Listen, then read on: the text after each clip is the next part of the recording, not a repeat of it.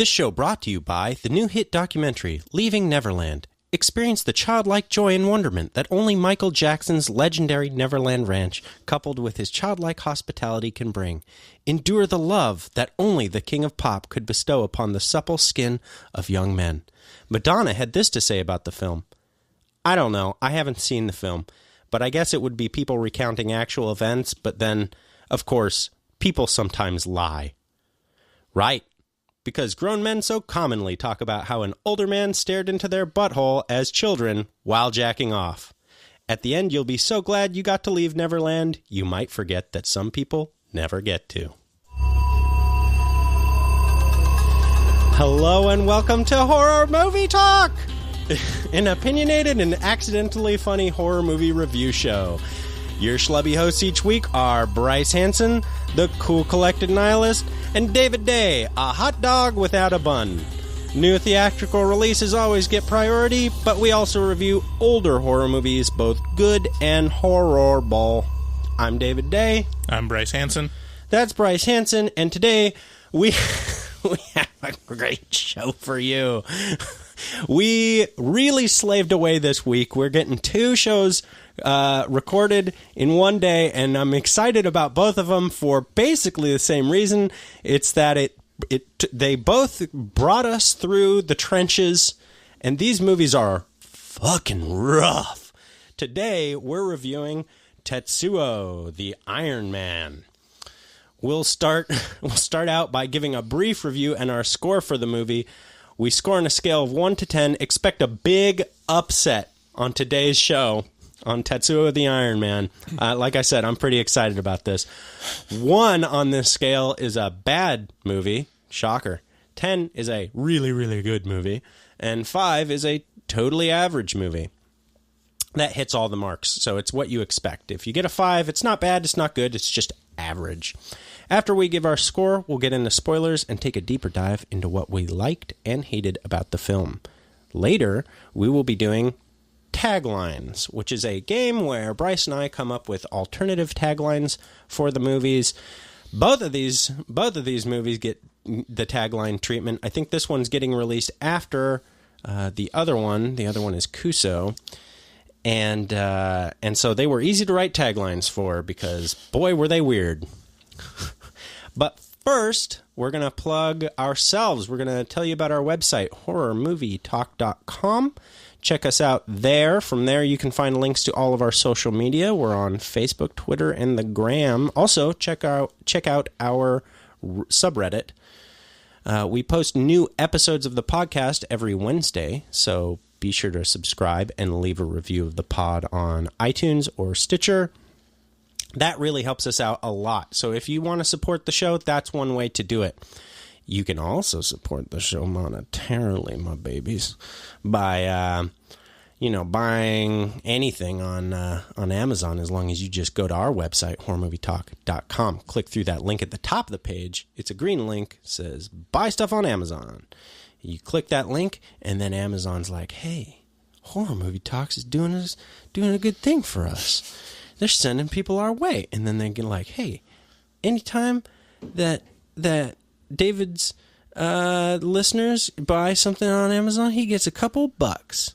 And so does Bryce, too. And that's pretty sweet. So do that. Also, up at that same spot, we have a new addition to the website.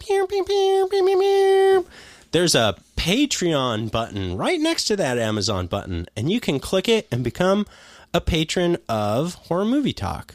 And we don't accept a whole lot of money because we're not worth it. You can donate any amount. Wow. But if you donate $5, you enter the Horror Movie Talk Founding Members Club. So do that. Yeah, or apparently I don't know how Patreon works, but apparently we accept any amount of money. So yeah. The sky's the limit, people. Mm-hmm. Really can you put a price on art? The answer is no. If what we do art, the answer is yes. Another way you can support the show is by checking out Shudder, SHUDDER.com. Head on over there for streaming horror shows and movies. Both of the movies that we watched and are recording for today, Tetsuo, the Iron Man, and Kuso, are available, I believe, exclusively on Shudder currently as we record this. If you enter HMT at checkout when you subscribe to Shudder, you get a free 30-day trial of the service instead of the normal 7-day trial. And you know what? If you decide to subscribe to Shudder for a year, I believe it's only like $3 a month. They just raised prices, actually. I believe it's only like a couple more bucks than $3 a month. So head on over to Shudder and sign up, or at least sign up for that 30-day trial to watch Tetsuo the Iron Man. Ugh. Thanks again for listening. Oh, and you know what? One more thing. Make sure to share this episode or this podcast with a friend. It really helps us to grow, and we like to grow because then we can do more cool stuff like review Kuso and Tetsuo the Iron Man. So without any more ado, let's get into the show. As I mentioned earlier, we watched Tetsuo the Iron Man on Shudder, and Jesus Christ, I don't have any words for this film. Bryce, what do you think about, just give me a brief, you look like you got hit by a train.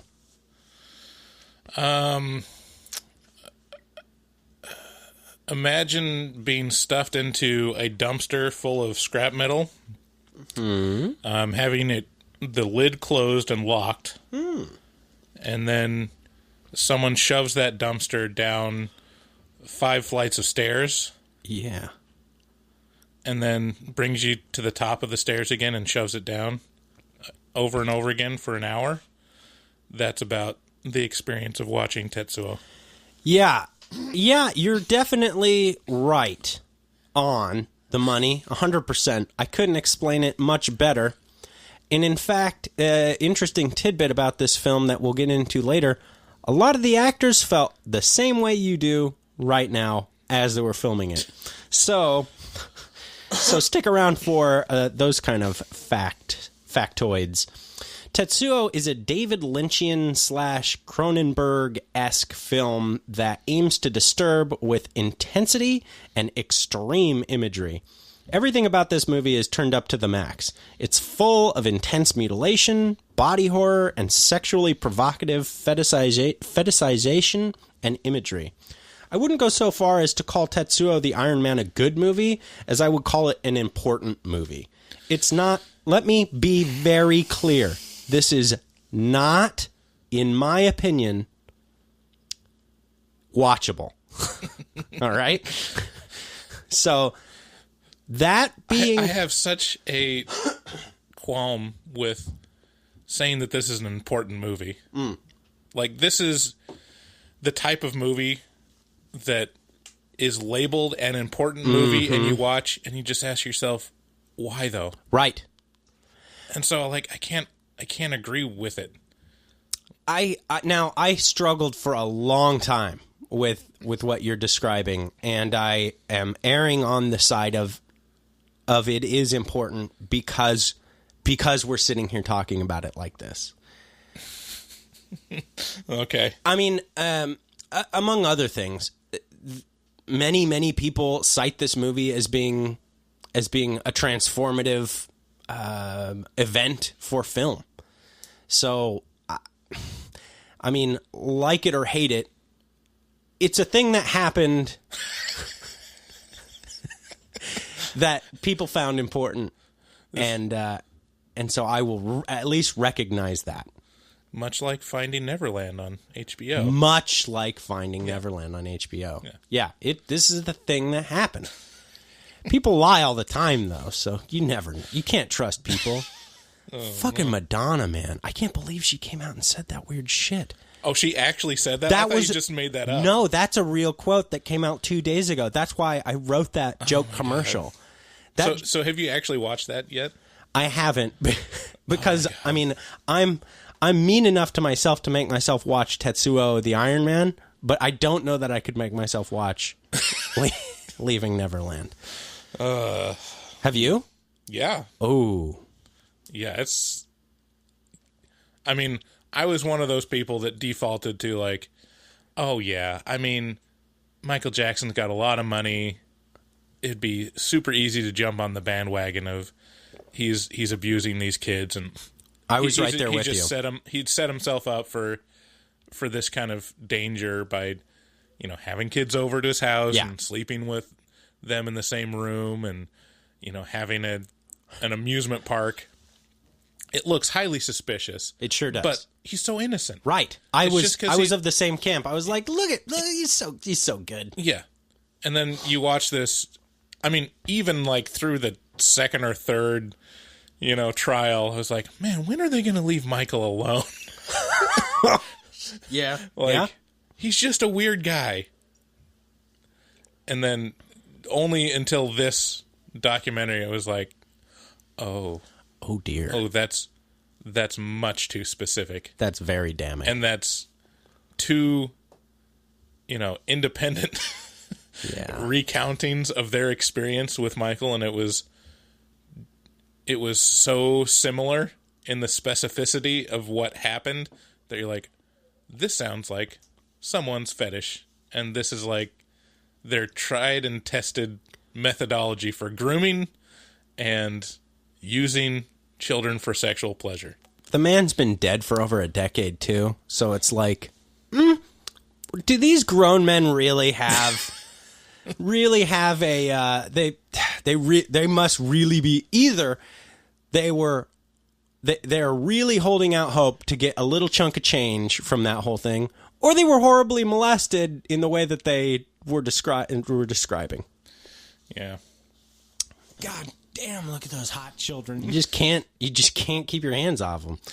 At least so enough of this pleasant conversation about child molestation. Let's get back to the... Yeah, so as I said, I would call Tetsuo a notable or important movie. With that being said, I found this unpleasant to watch in just about every way. There isn't much dialogue, the story is paper thin, the intent is unclear. What is clear is that there's a decent amount of symbolism here, or at least that people will reason that this movie is symbolistic. For me, it's hard to tell whether writer-director Shinya Tsukamoto intended for the obvious symbolism, or whether he was banking on you wanting to read too far into it. My feelings as a dirtbag human being who always assumes the worst of people is that he was banking on you reading symbolism into it, not actually intending for the symbolism to be there himself. Whether or not that's true, no one will ever know except for Shinya Tsukamoto. It seems equally plausible to me that Mr. Tsukamoto has some crazy kinks and needed to work them out on screen. That seems like a very reasonable thing considering what I had to sit through. As I mentioned, this is available on Shudder as an exclusive. It's not an easily understood or interpreted movie, and it's not supposed to be. The synopsis of Tetsuo seems to be, as far as I can work this out from reading shit on the internet about it, that a man because none of this is very clear at all. I mean, is that fair to say? Yeah. It's hard to discern what's happening at any given point in this movie. Right. Did you have a trailer for it? I did. I'm sorry. Yeah, I guess the trailer was supposed to be right before I started talking, so we can play that trailer right now. もしもし。もしもし。もしもし。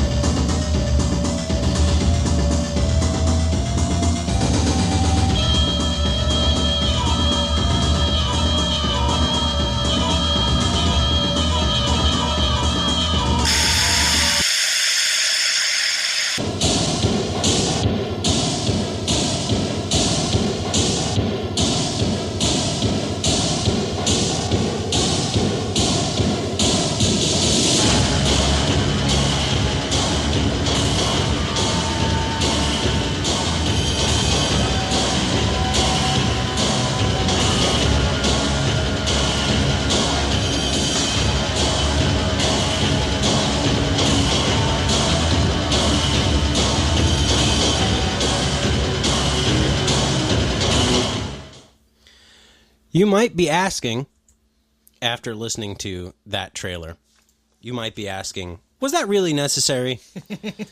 Well, no, but also yes, because that's the way this movie feels pretty much the whole way through. I'm not just saying, is that really necessary? Although that is part of it. I'm also saying, that's the sound of the movie. This whole movie sounds just like that. Sounds like a man putting you in a trash can, banging on it with pieces of metal to some vaguely industrial beat, and then pushing you down the stairs. And it's just unpleasant. Right.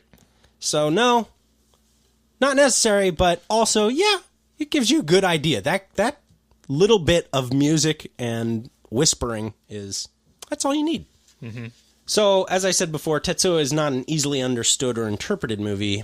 It's not supposed to be.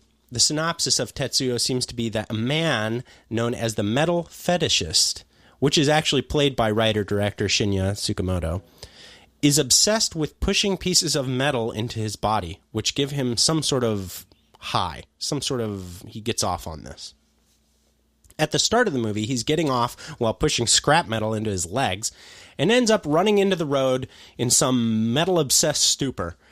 And at this point, a man credited only as salaryman, played by Tomoro Taguchi, hits the fetishist while driving in his car with his wife and or girlfriend, played by Ki Fujiwara. She is credited as woman in this movie. The story transitions to following the salaryman at that point, who begins to notice little metal objects quickly taking over his body. And from here, it spins way out of control. And the salaryman begins his rage and sex-fueled journey into metal oblivion. I don't have a real good idea on how to score this movie because it's hard for me. It was extremely unpleasant to watch, but I do feel like it's an important part of cinema. And so, in order to denote that, I'm going to give it a 6 out of 10 with the asterisks of I really don't have. This is almost the human centipede scenario that you described with Roger Ebert, where he's just like, this movie exists outside of a score, of a universe with scoring, because it's not a typical movie in any way. It's very strange. It's guided by a lot. I mean, if you're going off of, don't stare at me like that. Like you're so accusatory right now. Okay, go ahead and say what you got to say about Tetsuo. I'm just thinking of the films that we've rated 6 or below. Yeah. And for me, it feels like the best explanation of cognitive dissonance is that you've sat through this experience. It's been miserable It's been miserable for you. You didn't like it, but you spent time on it, and you have to tell yourself it was worth it. But I don't like it. That's how the idea that this is an important film came from, because people before us sat through it, hated it, but didn't want to say they hate it, because that means that they sat through a really, really terrible movie for no reason. And that's a good point. It's like an Emperor's New Clothes thing. It is. Yeah, there's definitely an element of that, but there's an element of that to a lot of cinema, and that doesn't take away from, so for example, Eraserhead. Right. So I mean, that's the other thing, is that we saying that this is an important film and that it affected cinema.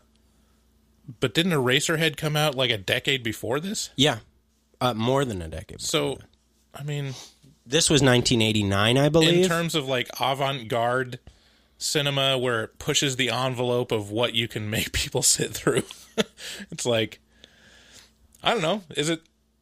I think people have gone through worse by then. I mean, don't know, the man. 70s had some pretty weird shit. It did have some pretty weird shit, but I don't think it. I think this was as grating as anything I've ever seen. Well, imagine every like student film that has come out of film school that there's. Yeah, but This is about as important as any of those films. yeah, but those are grating because they're objectively poorly done. And I don't believe that this was poorly done. I believe that this was there was a lot of effort that went into every second of this fucking film. There was so much metal and I'm trying to think of the name of just of makeup, like the amount of effort that went into like the stop motion and all the imagery. It was just so much time that and effort and it showed, but it was fucking upsetting. Yeah. And it was supposed to be. Yeah. Well, I don't agree with your score. That's fair. I don't even. I'm going to be the Emperor's New Clothes little kid in this situation. I give it a 1 out of 10. Wow. This movie made me feel miserable. I didn't like it. I don't believe that there's any real redeeming value out of watching it.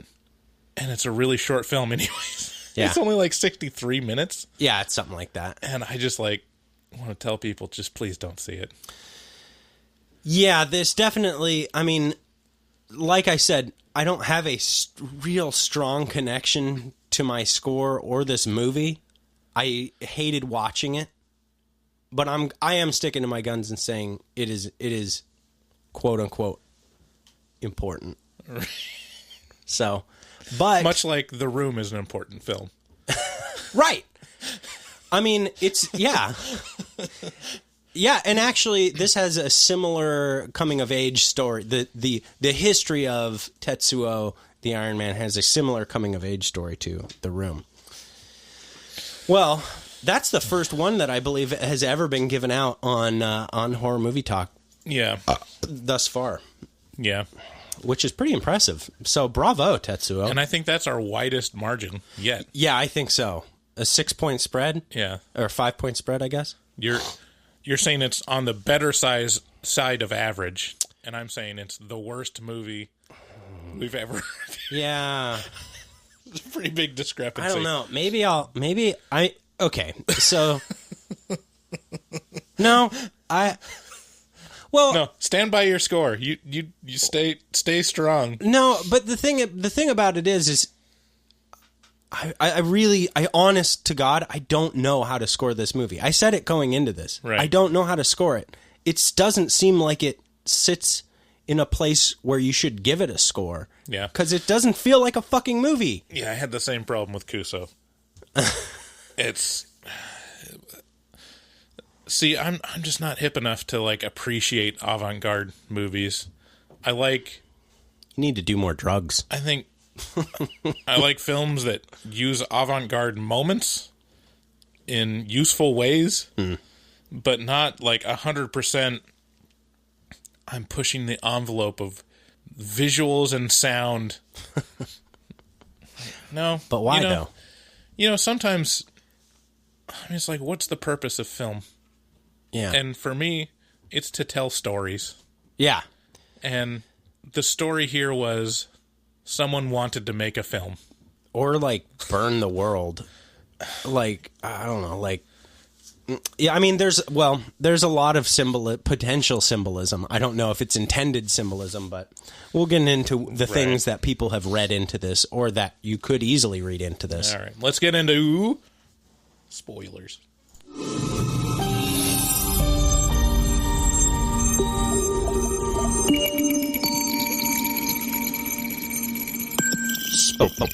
Spoilers.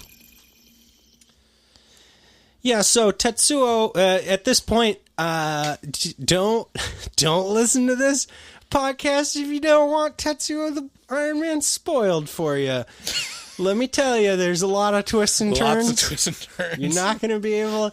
Who knows what's going to happen? Tetsuo, as I said before, felt heavily inspired by Eraserhead and also methamphetamine. That is to say, I vividly remember the feeling I got when I saw David Lynch's Eraserhead, and Tetsuo gave me many of the same feelings. I can't believe I sat through Eraserhead because it was awful.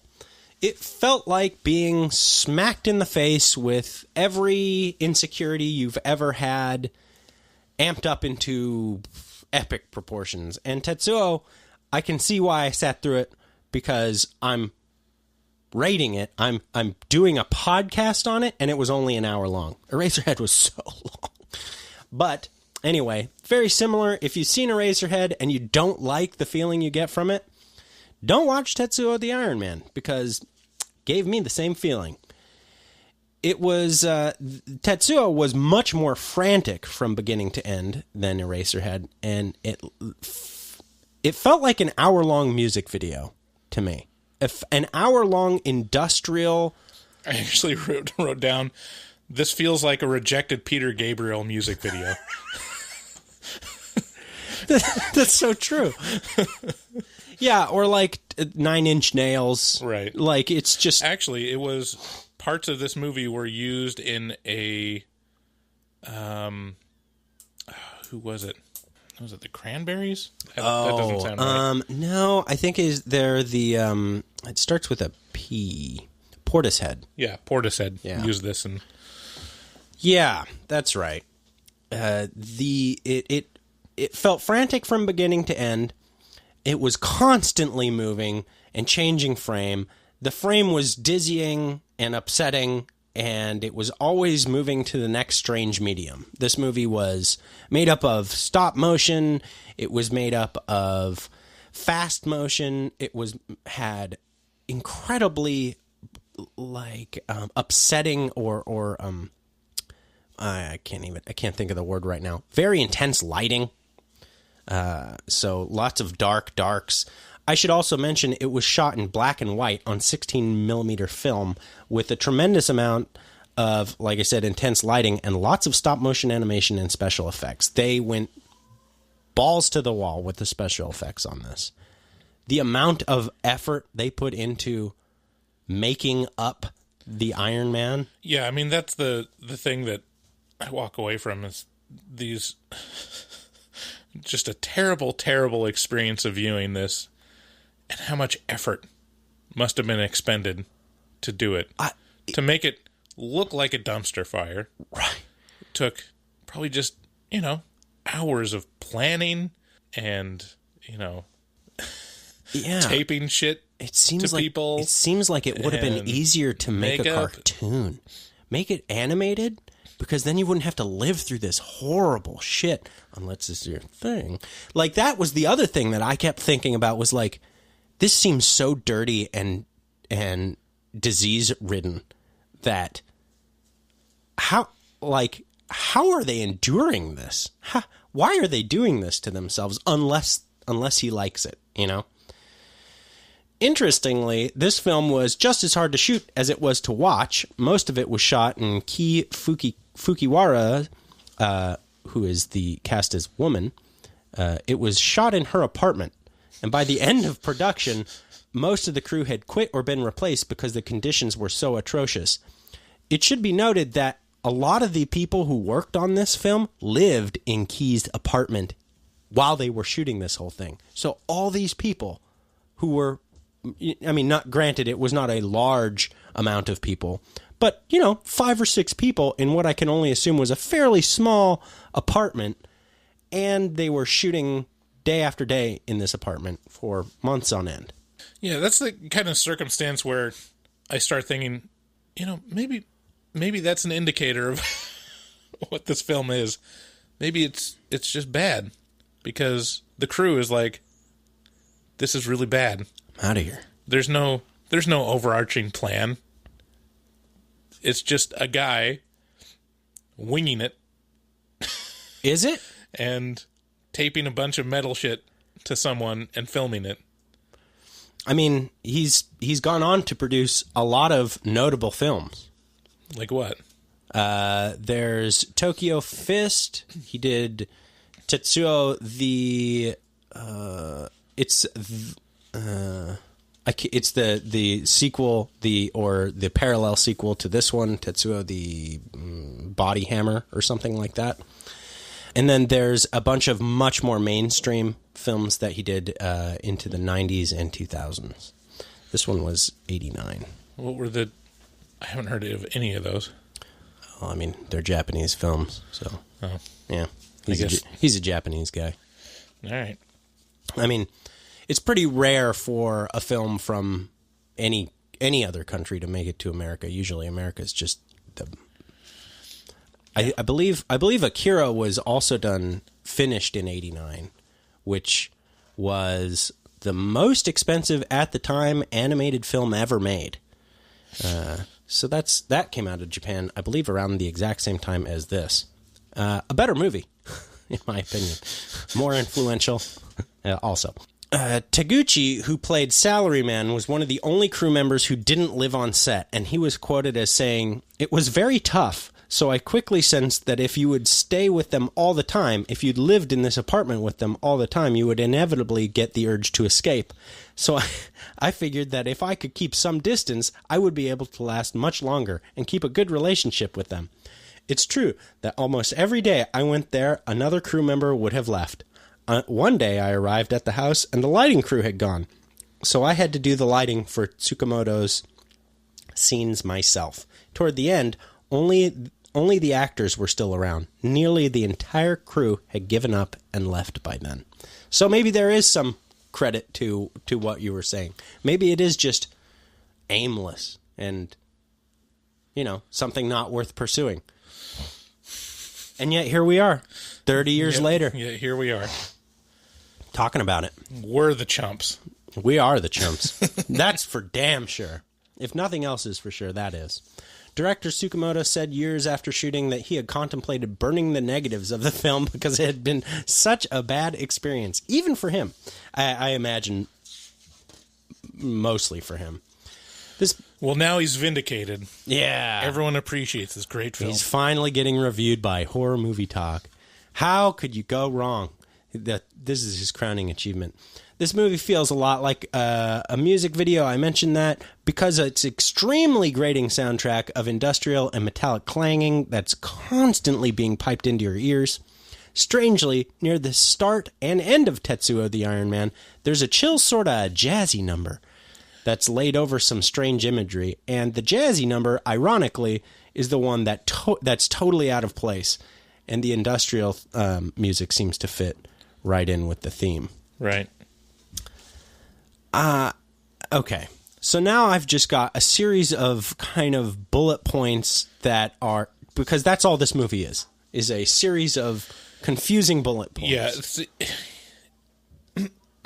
If I had, okay, I'll admit, I read the synopsis while I was watching this movie. How could you not? I mean, that's the other thing. If you watch this movie, like, you won't, there is no, like, real narrative that you can tell from it. No. There's, like, general ideas of someone getting run over by a car who, not quite sure. A woman shows up, chases him around. Stuff happens. Lots of people getting infected with some kind of metal disease that takes over their body. And then at the end, two men with metal disease fight. Like if I was like trying to write my own synopsis, that's what it would probably sound like. And I was like, that's why I hate avant-garde movies. You can't tell what's going on. You can't tell what's going on. It's unclear whether anyone ever knew what was going on. The baseline isn't there. Right. The baseline of this is the story, this is what we're going for is not there. And that's how you label something as avant-garde. It's like, oh, well, if you didn't understand it, then, I mean, you obviously weren't paying enough attention. It's like, well, maybe they just were really bad at getting the message across of what they're trying to do, even within the framework of pushing the envelope. So, yeah, I read the synopsis because I was like, I would rather kind of know what's going on than try to figure it out later. And then even after that, it's just a miserable experience. Yeah. I'm like, all right, let's get to this. Let's get to this part. Definitely by the halfway point, I was like, all right, it's got to be like pretty much over now. I mean, even looking at the synopsis, there's not really much left to do here. There's like a fight or whatever. Right. And then I look at the time code. It's like literally 37 minutes into it. And I'm like, God damn it. I have another like 20 to 30 minutes of this. Anyways. Was there anything that was... it sounds like at least it got to you... it got to your sensibilities, right? So what parts of it... So when I say that, it made you feel shitty. So, what about it? Because like, we can start off in chronological order. There's some industrial percussion, and then there's a dude just kind of cutting himself open and pushing metal into his body. Yeah, there's like a big, I don't know what you call it, like a industrial bolt facility. Oh, okay. Like it's a threaded bolt. Yeah, that's probably or a spring. Could have been. That's like the size of like a knife handle, basically. Yeah, and big long piece of threaded metal, and it shows him graphically cutting into his thigh and shoving it in, and that's probably the most effective part of the movie. Yeah, that's accurate. Like I'd that's say. the only. That's one of the things where it's like, okay, that might be what catches people, right? And they're like, oh, I'm really interested in this. This is really fucked up. Yeah. And then it's right at the start. Yeah. And then the rest of the movie is just like, oh, okay. I mean, I struggled to keep engaged with this movie. I could not care. Like with Kuso. Oh, there were points where I cared. I was affected by it. I was like, literally, there were moments that I couldn't turn away, At any given moment in Tetsuo, I was forcing myself to turn to it because I could definitely turn away at any moment. I feel you. The only thing that kept me watching it to the end was that I knew that I'd feel guilty by saying I watched half of it in this moment right now. Good man. Good man. Look at you, responsible. I hate it. Yeah, it was not fun. So then he hits this guy who's pushing shit into his body, goes running out into the street, and the salaryman hits him with his car, or it seems like that's a plausible thing that could have happened. It's not super clear. Nothing in this movie is super duper clear, except like the ending of it is pretty clear. So the salaryman, after hitting the metal fetishist, is shaving one day. He's just a clean-cut guy. He's got himself a haircut, glasses, and he wears a tie to work. And he's a salaryman. And one day he's shaving in his sweaty, disgusting apartment, and there's a piece of metal coming out of his cheek, and he's like, what in the world is that? And he goes to pluck it, and it's this is early popping porn.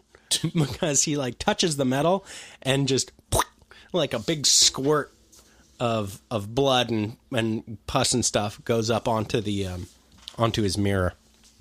And so then, oh man, okay, what about this woman chase scene that happens in the subway? So then the salaryman goes down to the subway, presumably to go to work, and he sits next to this woman who then it seems like he hallucinates, maybe?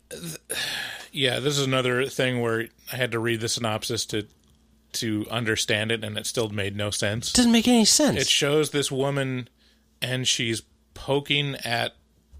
Like she's scratching herself or something. No, she has like a pen, and she's poking at like a pile of trash or something. Yeah. And when she pokes it, somehow that awakens the metal fetishist, or somehow gets him to possess her body and then make her arm metal. It makes no sense. That's the point. Like, there's no rules here. There's no consistent logic. There's the bad guy, which is the metal fetishist that is alive and or dead and controls people and or exists somehow. And it's just, I hate it. Bryce's face is so full. I love Bryce because... No, sir, I don't like it. No, sir, I don't like it. I love Bryce because when he is done with something, he's fucking done with it. Like, it's like, no, I don't want to talk. He doesn't even want to be here right now. He's like, can I leave my own house Yes. and just not talk about this fucking movie? I should force you to call it a film. Yeah, see, this is one of the things I hate about avant-garde movies is that it doesn't feel like a statement. It feels like I'm watching someone try to figure it out. Right. Or try to figure filmmaking out. Right.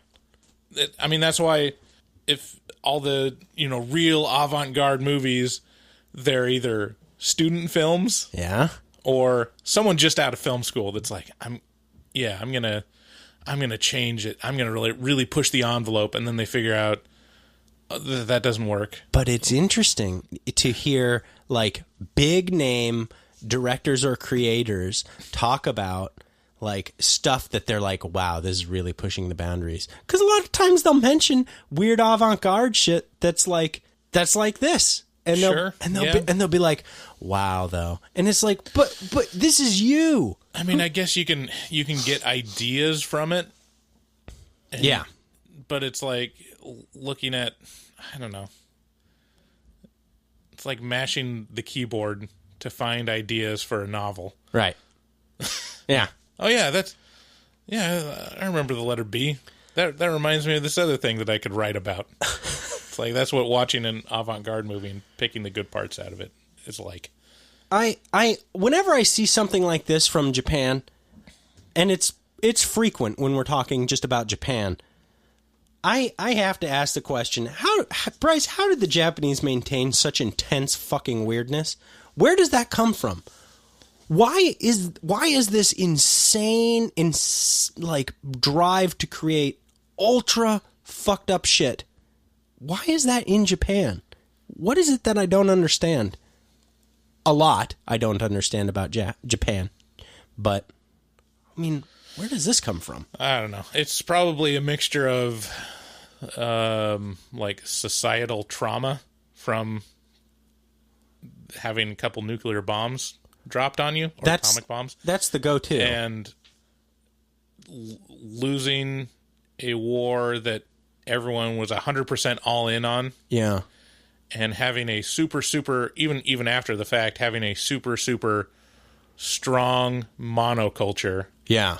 The strongest. That exercises, its influence very heavily through everyone's life, to where there's probably just such a drive to break through that, or to challenge it somehow, or to commentate on it, that it produces some pretty weird shit.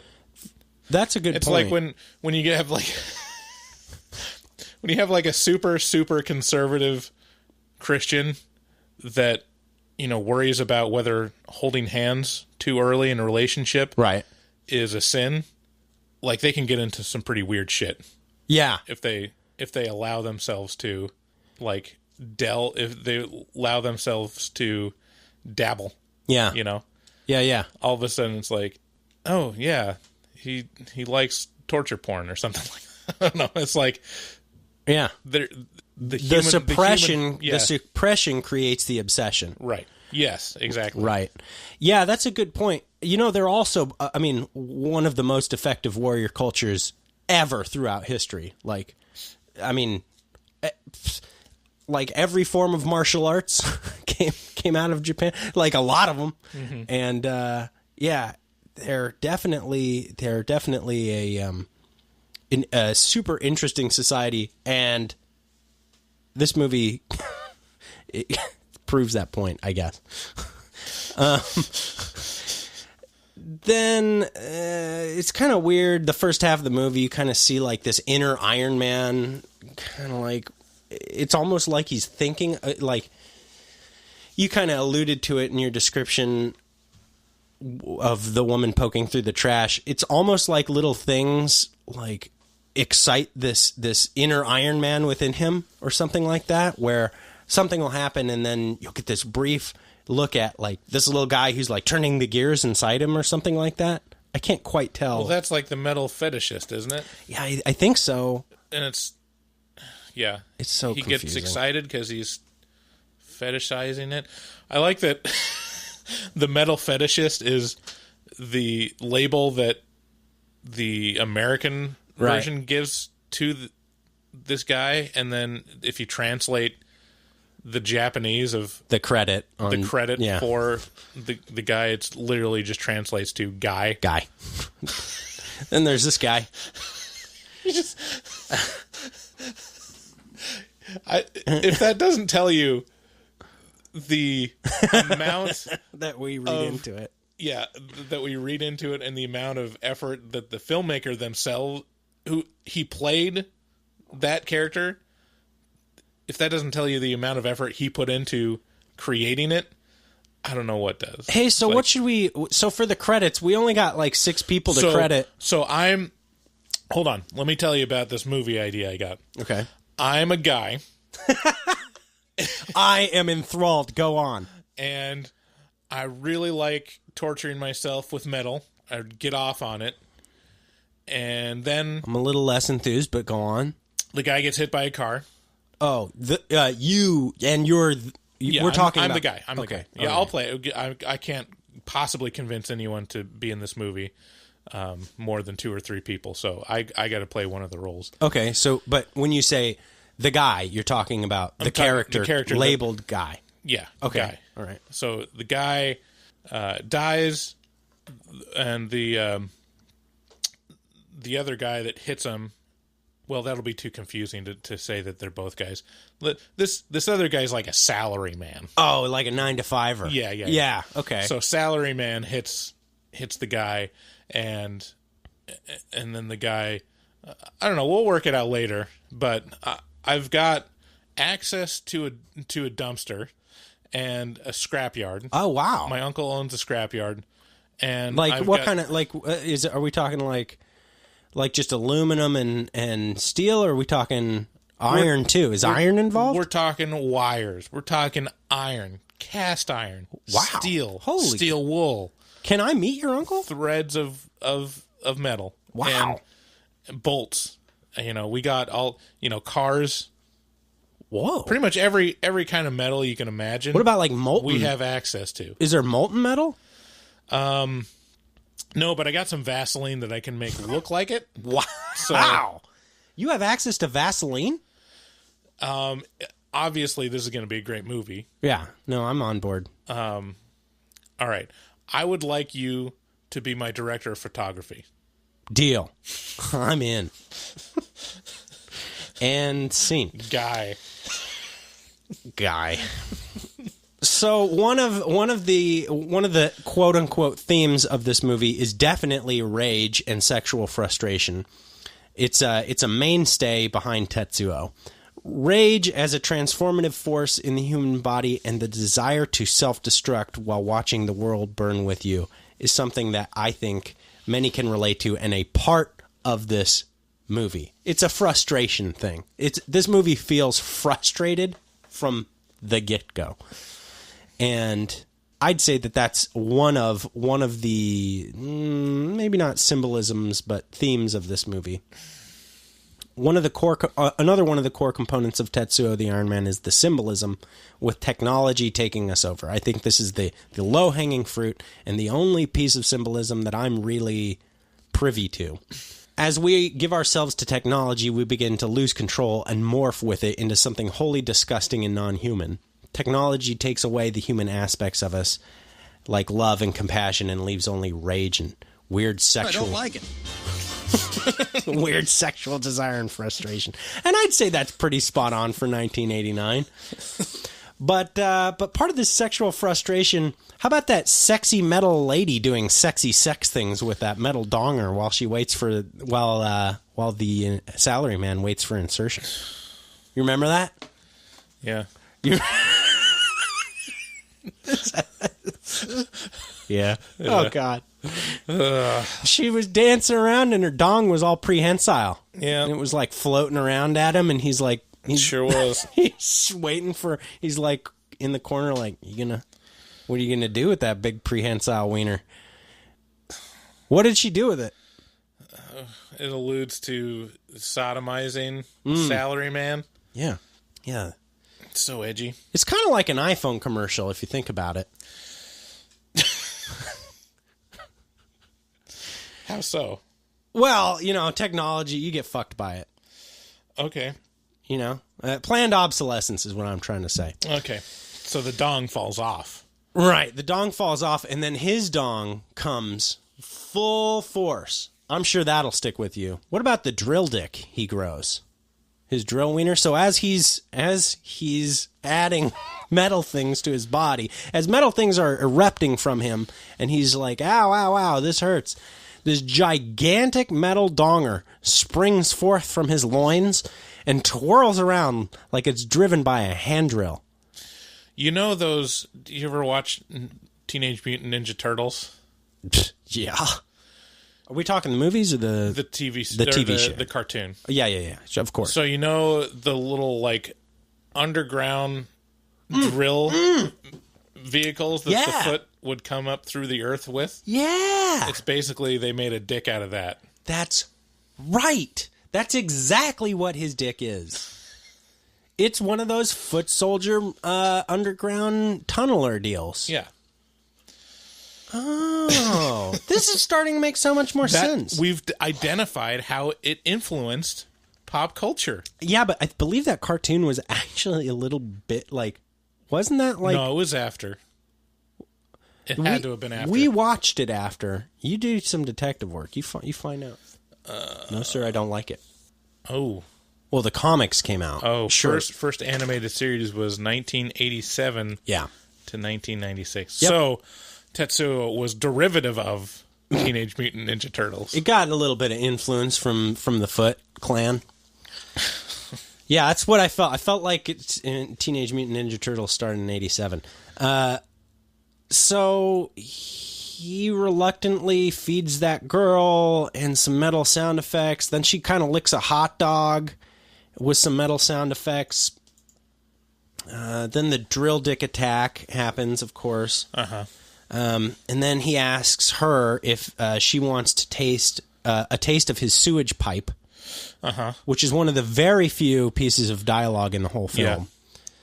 The other thing about this film, we watched it in the original language, but it still felt overdubbed. The sound was always off. Yeah, probably because to disguise they had to get rid of the audio from the original recordings because the neighbors in the apartments were like, are you goddamn serious right now? What's happening? Is that a drill dick? What's going on? Why are you doing this? Can you imagine being that person's neighbor? Yeah, weird sex sounds with like spring sounds, and Bling? It sounds like they're fucking on top of crumpled up like sheet metal. Why is there always clanging? Are you cooking down there? No. Are you making an interocitor? No. Then they have some... I mean, I'm just going to kind of go down through the bullet list. Then she stabs him with a knife through the neck. He's fine with that. Then they have I'm killing you sex while she's killing him with a knife, and they have sex during that. There's sex and metal and sex, and then there's sex and more metal. More sex. And then there's some wires that come in, and they, like, tear his dick apart. Oh, okay. I'd just like to say that these actors are pros to be able to do any of this with a straight face. To, like, sit there in that makeup and shit and be like, you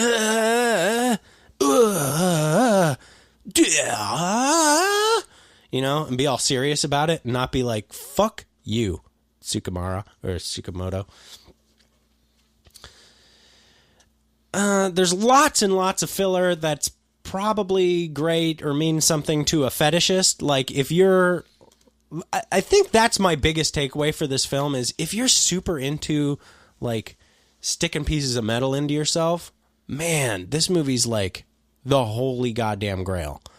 If you have a sexual fetish where you're like, I really feel like I need to put a wire into my wiener right now, then Tetsuo the Iron Man is for you. Lots of awe-inspiring shots of this travesty of a person. Then they bring a cat into the mix, which fucking upset me. You know what? I think I'm going to change my score. They brought a cat into it. And then you were all like... No, sir, I don't like it. Yeah, I need some of that hell nah up in here.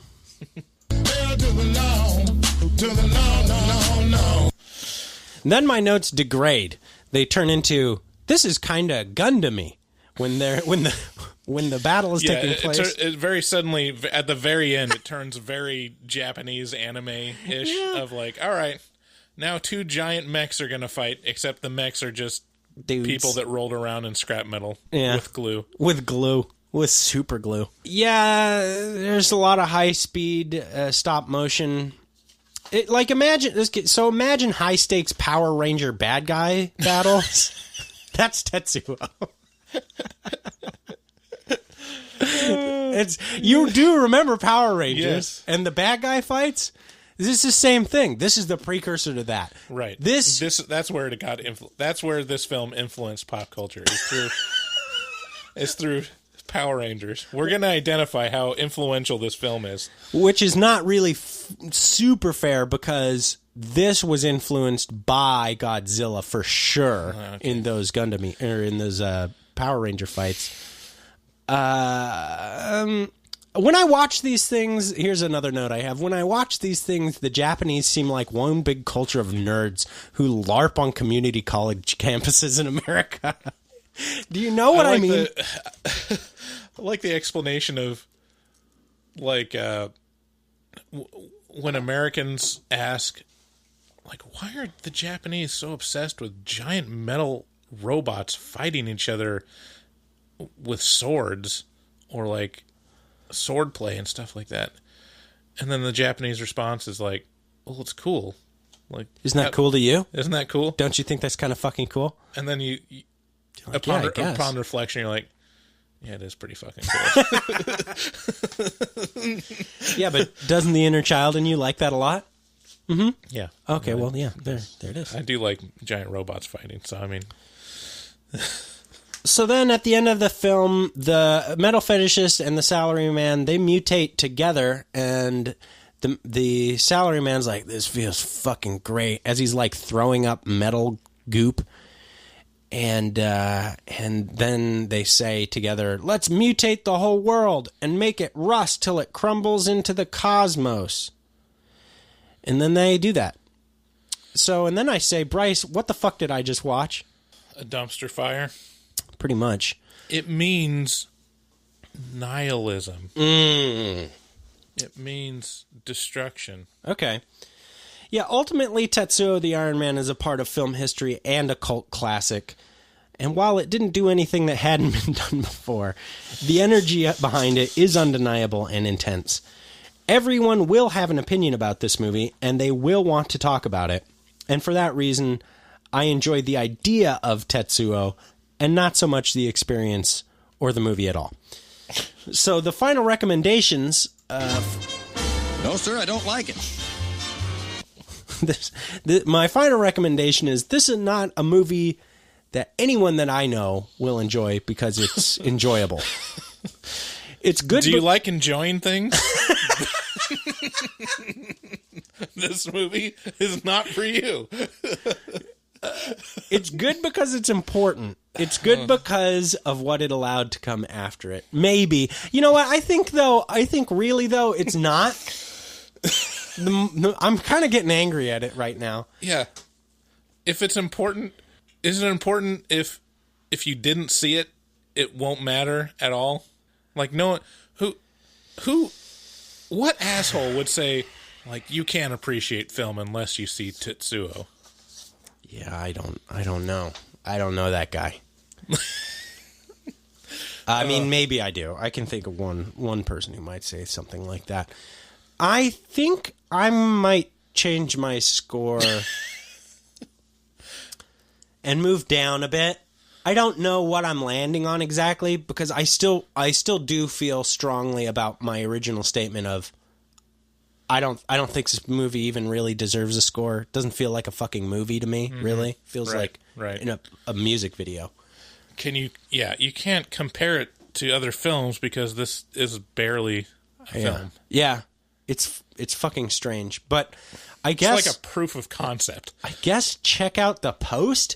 I guess, you should go to our website, horrormovietalk.com, because I will ruminate on this movie for however long it takes us to put out this episode. It's going to be at least a week or two. And I guess I'll land on something lower than a 6 by then. Maybe it'll be a 10. Mm-hmm. Wow. Maybe I'll go way up. I just surprised myself with that. Who would you recommend this to, Bryce? No one. No one? No one. I'm not going to recommend this movie to anyone. He's so irritated. He's angry that I asked that question. Just doing my due diligence. Yeah, I give it a 1. Like, on the scale of 1 to 10, like, this movie did make me angry that I had to watch it. Yeah. Good. Like, it made it easy. I'm like, oh, okay, this is the worst movie we've ever watched. A 1. A 1. Like, thinking of any full moon production, like watching Jack Frost would be orders of powers more enjoyable than watching this movie again. Yeah. All right, let's do taglines.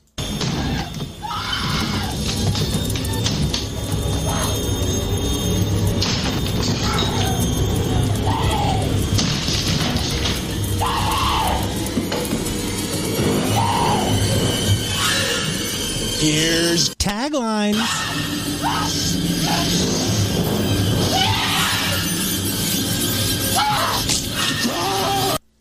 So Taglines is a bit where Bryce and I think up alternative taglines that are funny or poignant to go along with the movie that we just reviewed. So for Tetsuo, the Iron Man, I'll let... how many did you get? I would imagine this was a pretty easy one, kind of a hole-in-one for you. I wrote them while we were talking. Go on. I've got 4. Ooh, I've got 4 also. Okay, you go first. Oh, I go first. I was going to say you go first. Okay. I'm getting some stuff ready. Tetsuo the Iron Man. Makeup done by rolling around in trash. That's pretty accurate. That's exactly how the makeup looks. Mm-hmm. All right. I have a video clip. This is from a show called Metalocalypse. Okay. All right, listen up. First things first. The conditions down here are repugnant. It's infested with rats, molds, and some strain of flesh-eating virus. Pretty metal. Oh, is it? Your staff is dying down here. Is that metal? I hate to say it, but yeah, not to be contradictory, but it's very metal. Is it metal to have your drains clogged with dead, rotting employees? Yeah, it is, actually. Metal. Is it metal to have easily avoidable work-related accidents the cause of death? Yeah, again, metal. Is it metal for none of you to care at all? Yeah, it's way more metal if we don't care about it. Wow. I guess I didn't know all that stuff was metal. Anyway, follow me? It's pretty metal. The one thing this movie is, fucking metal. Yeah. Tetsuo. The crew was right. Tetsuo, or as that translates to English, tetanus. That's a good one. For sure. I like that. Tetsuo. It's important because I heard it was. Oh, burn to me. I got another clip here from Metalocalypse. This is Pickles, and he has a lobster in his hand, and he's talking to the clerk at the grocery store about lobsters. Okay, hold on now. So you're telling me that you put these little guys in boiling water and they shriek and they turn red and they die? Yes, sir. That is the most metal thing I ever heard in my whole life. High five. Metal. Tetsuo. Oh my god. Sorry. Tetsuo. Frank, what the hell are you doing, man? That's my character. I'm the trash man. I come out, I throw trash all over the ring. And then I start eating garbage. And then I pick up the trash can and I smash the guy on the head. Oh, that's gonna... From Always Sunny. That's great. I'm the trash man. Tetsuo. Imagine high-stakes Power Rangers bad guys battles on speed. Tetsuo, the Iron Man. Not even once. So, do you have any more? Nope, that's it. So that was Taglines for Tetsuo, the Iron Man. You guys should check it out on Shudder. Go ahead and grab yourself a copy of that Shudder. Enter HMT at checkout. Get that 30-day free trial. Just go ahead and check out Tetsuo. You got anything else for this ill-fated episode about a movie that we both kind of really despised having to watch? Let's just move on. All right. And with that, thank you very much for listening to Horror Movie Talk. We really appreciate it. Make sure to share this podcast with a friend any way you can. We really appreciate it, especially if you made it this far. I think you owe it to us because we had to sit through this piece of shit. Like I said, go ahead and check out Shudder. Enter HMT at checkout if you would like to support the show. Another way to support the show is by going to our website, horrormovietalk.com, checking out all of our reviews, checking out some of the blogs, and clicking on that Amazon link up at the top to do your shopping. Go ahead and bookmark that link. Anytime you got to go buy, a bunch of metal wires and shit for a movie that you're making for your college level film course, make sure to click that link to buy those. And also make sure to, if you're interested in supporting the show heavily, you can become a patron on Patreon, which is now a button at the top of our website. It says become a patron or something like that. I'm sure you'll be able to work it out because you're a smart, discerning individual because you listen to the show. Special thanks to... I don't know. Special thanks to the filmmaker for Tetsuo taking our time. Yeah, you really did a great job with this. And with that, have a great day. We really appreciate you, stopping on by and listen.